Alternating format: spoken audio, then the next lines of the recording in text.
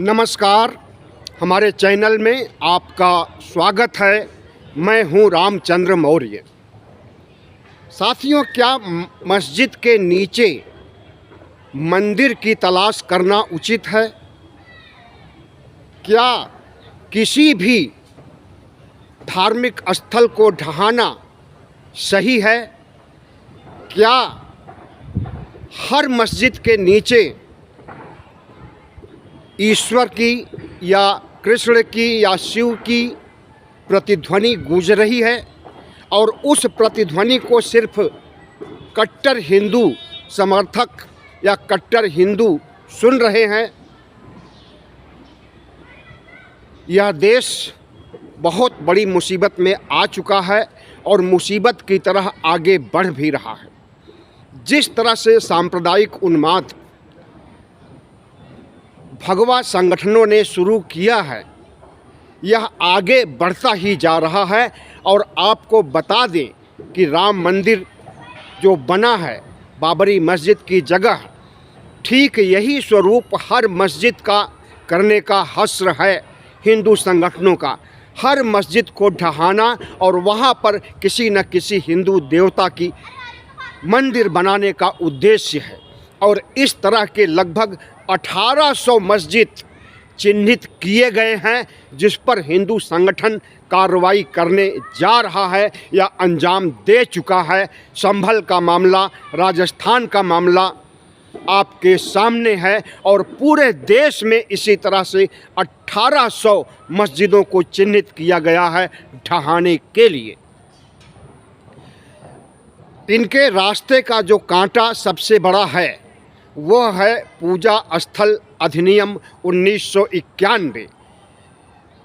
उस समय पीवी नरसिम्हा राव प्रधानमंत्री थे और उन्होंने बाबरी मस्जिद को छोड़ करके बाकी सभी मस्जिदों या गिरजाघरों या बौद्ध विहारों या मंदिरों की हिफाजत के लिए एक ऐसा कानून बनाया जिसमें यह सुनिश्चित किया गया कि 15 अगस्त 1947 तक जिन धार्मिक स्थलों, पूजा स्थलों की स्थिति थी वही हमेशा बरकरार रहेगी।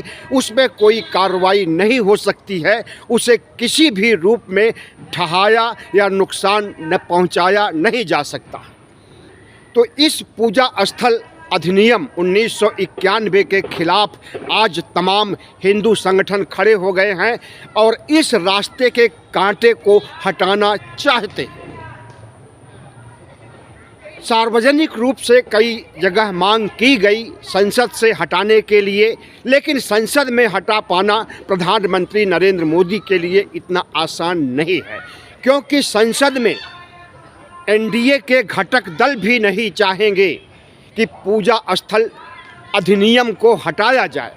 खास करके नीतीश कुमार और नायडू, जो कि बैसाखियां हैं नरेंद्र मोदी की, यह दोनों धर्मनिरपेक्ष हैं और यह कतई ऐसा नहीं होने देंगे संसद में कि पूजा स्थल अधिनियम को हटा दिया जाए, रद्द कर दिया जाए। अब हिंदू संगठन सुप्रीम कोर्ट पहुंच गए हैं और सुप्रीम कोर्ट से गुहार लगा रहे हैं कि पूजा स्थल अधिनियम को हटा दिया जाए, रद्द कर दिया जाए। आपको हम बता दें कि जो भी कानून अधिनियम संसद बनाता है उसकी समीक्षा करने या उसे रद्द करने का अधिकार सुप्रीम कोर्ट को है। संविधान ने यह बहुत बड़ा अधिकार दिया है न्यायपालिका को कि वह संसद के किसी भी कानून की समीक्षा करे और उसकी नज़रों में अगर वह कानून गलत है तो उस कानून को रद्द कर दे। और इसी के छांव तले पूर्व चीफ जस्टिस ने इलेक्टोरल बॉन्ड से संबंधित कानून अधिनियम को ख़त्म कर दिया और उस कानून के तहत भारतीय जनता पार्टी को जितना चंदा मिला था या समस्त पार्टियों को जितना चंदा मिला था उसका भंडाफोड़ हुआ था। ठीक उसी तरह से हिंदू संगठन चाहते हैं कि 1991 के पूजा स्थल अधिनियम को रद्द कर दिया जाए और उनका रास्ता प्रशस्त हो जाए कि वह सभी मस्जिदों को ढहा करके वहाँ पर मंदिर बनाने का काम करें। सुनवाई 12 दिसंबर को है। अर्जी को स्वीकार कर लिया है सुप्रीम कोर्ट ने सुनवाई करने के लिए। और आज पूर्व जस्टिस नरीमन का एक स्टेटमेंट आया हुआ है कि जो गलती DY चंद्रचूड़ ने किया 2019 में, जिस समय अधिनियम के खिलाफ सर्वे के लिए ज्ञानवापी मस्जिद से संबंधित विवाद की याचिका उनके पास आई सुप्रीम कोर्ट में, तब जस्टिस चंद्रचूड़ ने कहा था कि 1991 अधिनियम के तहत किसी धार्मिक स्थल को ढहाया तो नहीं जा सकता है, लेकिन वहाँ पर सर्वे कराने के लिए कोई ऐसा प्रावधान नहीं दिया गया है उस अधिनियम में कि सर्वे नहीं कराया जाए, सर्वे हो सकता है। उनके इसी आदेश से सांप्रदायिक शक्तियों को बल मिला और वह अब 1800 से अधिक मस्जिदों का सर्वे कराना चाहती हैं और उसे ढहाना चाहती है। और उसके लिए जो पूजा स्थल अधिनियम 1991 है उसे ख़त्म करने के लिए पूरी कोशिश कर रही हैं और सुप्रीम कोर्ट भी पहुंच गई है। तो जस्टिस नरीमन ने कहा है कि जो गलती DY चंद्रचूड़ ने किया था फैसला दे करके कि सर्वे हो सकता है, उस गलती को अब सुप्रीम कोर्ट न दोहराए और जो गलती हो गई है उसे सुधार किया जाए और हर कीमत पर 1991 के पूजा स्थल अधिनियम को बरकरार रखा जाए। सांप्रदायिक शक्तियों को छूट कतई नहीं मिलनी चाहिए कि वह विध्वंस का रास्ता अपनाएं और हर मस्जिद के नीचे शिवालय की तलाश करें, मंदिर की तलाश करें। आपको हम याद दिला देंगे कि कुछ समय पहले RSS प्रमुख मोहन भागवत ने कहा था कि बाबरी मस्जिद का विध्वंस करके राम मंदिर बना दिया गया है, लेकिन अब इसके बाद और आगे नहीं बढ़ना है और हर मस्जिद के नीचे मंदिर की तलाश करना, शिवालय की तलाश करना गलत है। तो भारत की हिंदुओं की सबसे बड़े संगठन ने ऐसी घोषणा कर दी और उसके बाद भी तथाकथित हिंदू संगठन अगर मुसलमानों के पूजा स्थलों को गिराने, ढहाने और वहाँ पर मंदिर बनाने की नीयत रखते हैं तो यह संविधान के खिलाफ है, पूजा स्थल अधिनियम के खिलाफ है और लोकतंत्र के खिलाफ है, इस देश के 140 करोड़ जनता के खिलाफ है। इस देश की जनता शांति, अमन चाहती है, खुशहाली चाहती है, सांप्रदायिक सद्भाव चाहती है, भाईचारा चाहती है, आपसी सौहार्द चाहती है। और जिस तरह से हजारों साल से भारत की साझा संस्कृति एकजुट रही है, उसमें सौहार्द, भाईचारा रहा है, सर्वधर्म समभाव रहा है, वह स्थिति बरकरार रखना चाहती है इस देश की जनता और 98 करोड़ मतदाता। लेकिन सभी हिंदू नहीं, कुछ कट्टरपंथी हिंदू भारत में शांति सद्भाव नहीं देखना चाहते हैं। वह एक धर्म विशेष को, वह इस्लाम धर्म को, मुसलमानों को न सिर्फ उनके पूजा स्थल को गिराना चाहते हैं, ढहाना चाहते हैं, बल्कि मुसलमानों को देश से निकालना चाहते हैं और आए दिन फरमान जारी करते हैं कि इस देश के मुसलमान मुस्लिम देशों में पाकिस्तान, अफ़गानिस्तान, सऊदी अरब, बांग्लादेश चले जाएं। न सिर्फ जुबानी ऐसी घोषणाएं होती हैं, बल्कि मोदी सरकार ने तो बाज़ाब्ता कानून बना दिया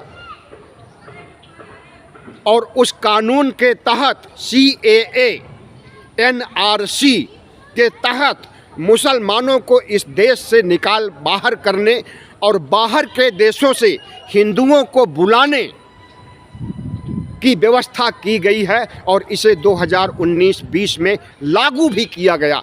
लेकिन भयंकर विरोध के बाद और फिर कोविड के आ जाने के बाद आंदोलन शांत हो गया। उसके बाद सरकार भी शांत बैठी है, CAA NRC को नहीं लागू कर रही है और इस देश की जनता को भी सुकून महसूस हो रहा है कि मुसलमानों को निशाने पर बनाने का काम अब नहीं किया जा रहा है और आगे भी नहीं किया जाएगा। तो जो कुछ मुट्ठी भर कट्टरपंथी हिंदू संगठन हैं, क्या भारत सरकार इनके ऊपर नकेल नहीं डाल सकती है? क्या RSS जो कि चाहता है कि अब और मस्जिदों के नीचे मंदिर की तलाश न की जाए, वह इन कट्टरपंथी संगठनों पर नकेल डालना चाहता है या डालेगा, या उसकी क्या नीयत है उसे स्पष्ट करे।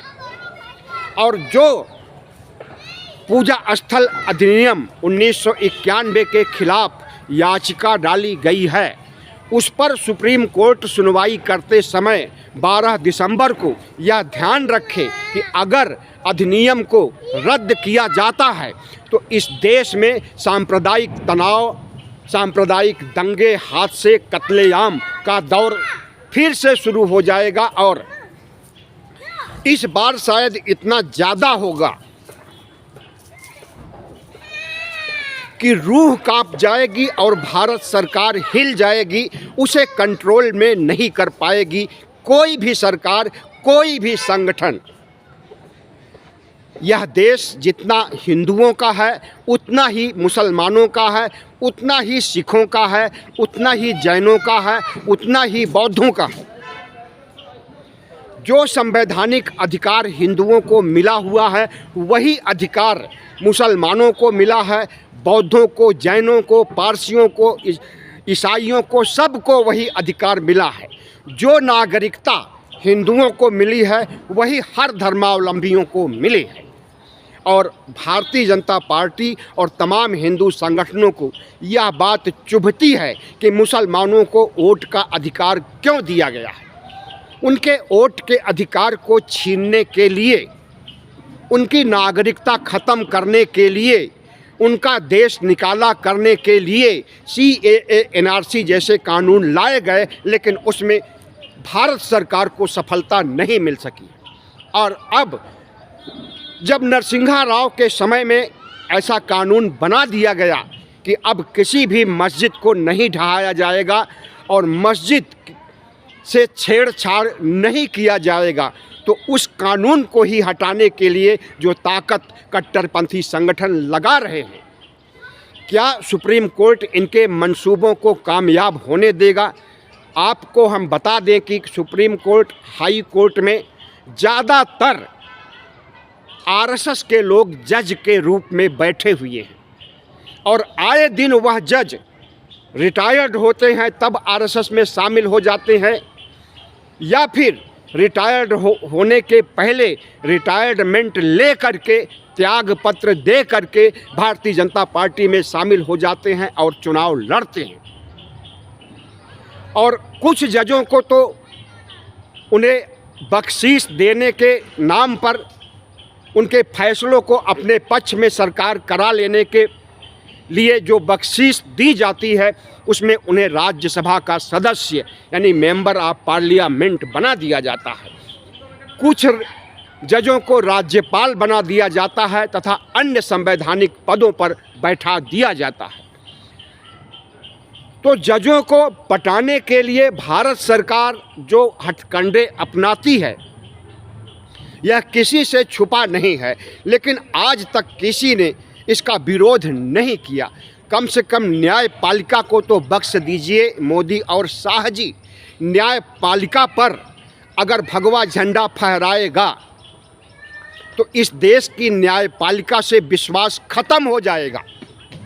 और पूर्व CJI जस्टिस चंद्रचूड़ जो रिटायर्ड हो चुके हैं, उन्होंने जो गलतियां किया है उसका सुधार होना चाहिए और उन्होंने जिस तरह के बयान दिए हैं उन बयानों पर भी सुप्रीम कोर्ट को भी संज्ञान लेना चाहिए और इस देश के बुद्धिजीवियों को, इस देश के जागरूक लोगों को, पत्रकारों को, लेखकों को, सबको एक मंच पर आकर के सुप्रीम कोर्ट से यह सवाल पूछना चाहिए कि आखिर अयोध्या फैसला राम के कहने पर या ईश्वर के कहने पर क्यों किया गया, राम के पक्ष में, ईश्वर के पक्ष में, आरएसएस के पक्ष में, कट्टर संगठन हिंदुओं के पक्ष में।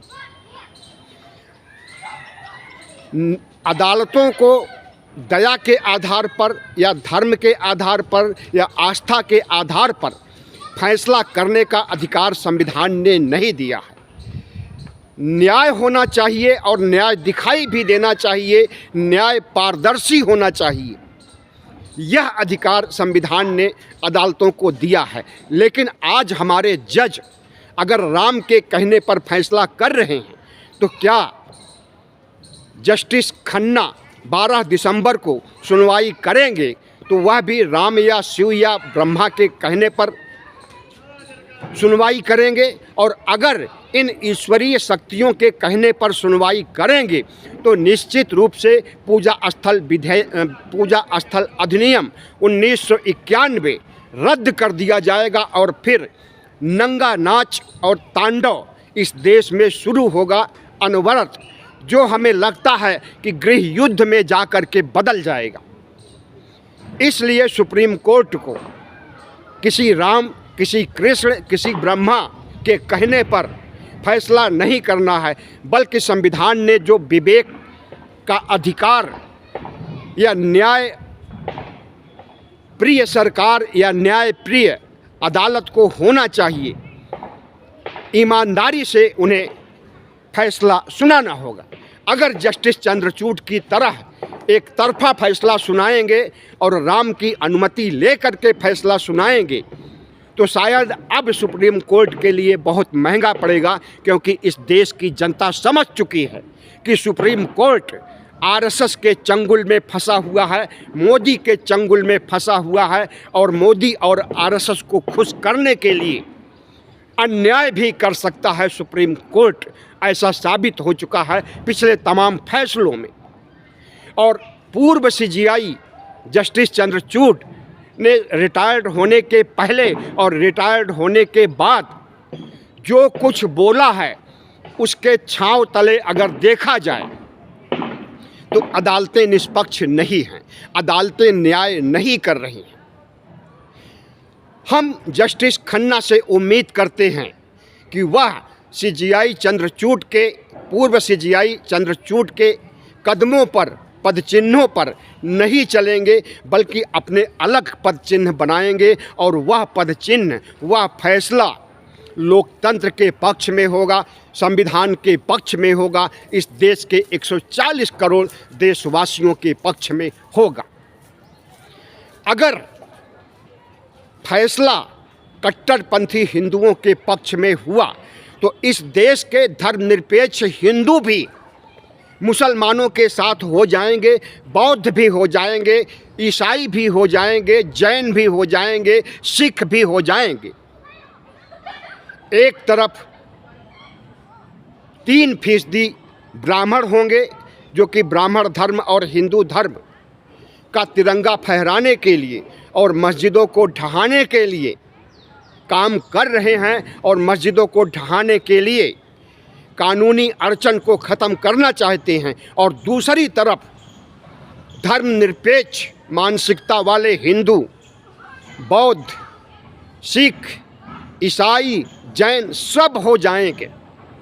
और ऐसी स्थिति में जब गृह युद्ध छिड़ेगा तो हमें लगता है कि कट्टरपंथी संगठनों को और जो मस्जिद के नीचे हमेशा मंदिर की तलाश करती हैं, शिवालय, शिवलिंग की तलाश करती हैं, उनकी हार होगी। इसलिए सुप्रीम कोर्ट से निर्णय है, अपील करते हैं हम कि वह फैसला सुनाते समय ध्यान रखें कि भारत में सांप्रदायिक दंगे न भड़कें, गृह युद्ध छेड़ने की स्थिति न आए।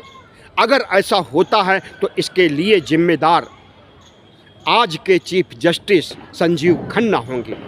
बहुत बहुत धन्यवाद। हमारे चैनल को सब्सक्राइब कीजिएगा, लाइक कीजिएगा और शेयर कीजिएगा।